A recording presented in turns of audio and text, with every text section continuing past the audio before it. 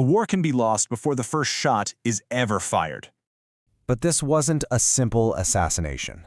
To really understand how this happened, you have to go back, not just to the first missile launch, but to the moment an entire country began to collapse from the inside out. You see, long before the first foreign missile ever crossed its border, Iran was already a nation at war with itself. It was a perfect storm of economic, social, and political crises, and it was pushing the country to its absolute breaking point. The final few months were just a rapid, violent spiral downward. It really kicked off in December 2025, when huge economic protests swept the nation. The regime's response was brutal, leaving thousands of people dead in the streets. By February, with his country completely unraveling, the supreme leader issued a warning. An American war would become a regional war. It was meant as a threat, but really it was a sign of just how vulnerable they were, a vulnerability that its enemies were about to exploit. I mean, the numbers here, they really tell the story of a system in total freefall. Inflation was hitting nearly 60%. Economists were warning of a complete currency collapse. The state was short $30 billion just for essential imports. We're talking food and medicine. The entire country had less than 2 months of critical drug reserves left. It was a pressure cooker just waiting for a spark. That spark came at 9:45 a.m. Tehran time. As dawn broke across the region, the sky didn't just light up with the sun. It surged to life with something else entirely. Operation Epic Fury had begun. And let's be clear, this was a preemptive, coordinated war launched by the United States and Israel, a joint operation designed from the ground up to remove what they called an existential threat. They were targeting Iran's missile capabilities, its nuclear infrastructure, and the regime's entire security apparatus. The scale of this was just unprecedented. We're talking about over 300 aircraft in total. B-2 stealth bombers flying all the way from the United States. Tomahawk missiles launched from the sea.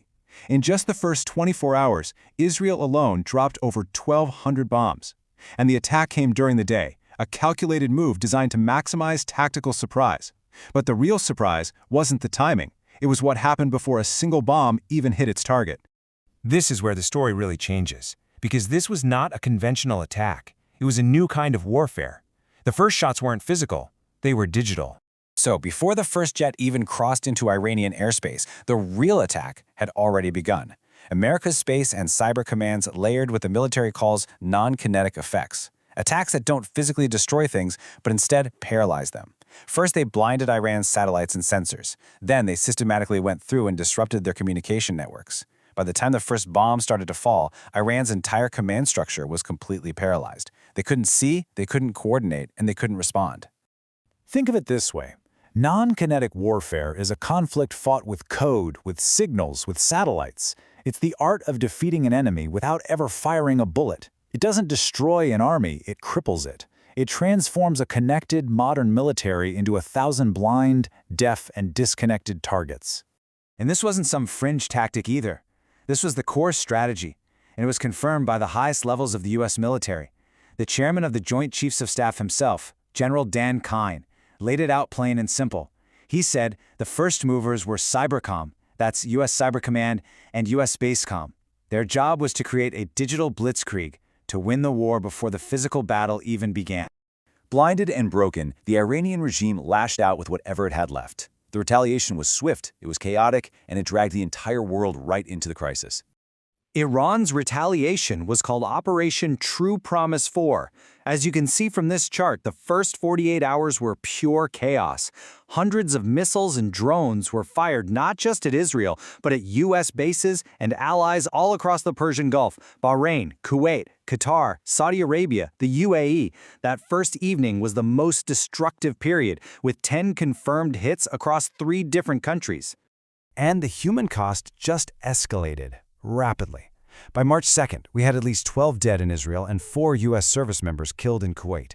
Inside Iran, while the numbers are harder to confirm, while U.S. and Israeli estimates put military deaths around 1,500, human rights groups on the ground were reporting that over 7,000 civilians had been killed.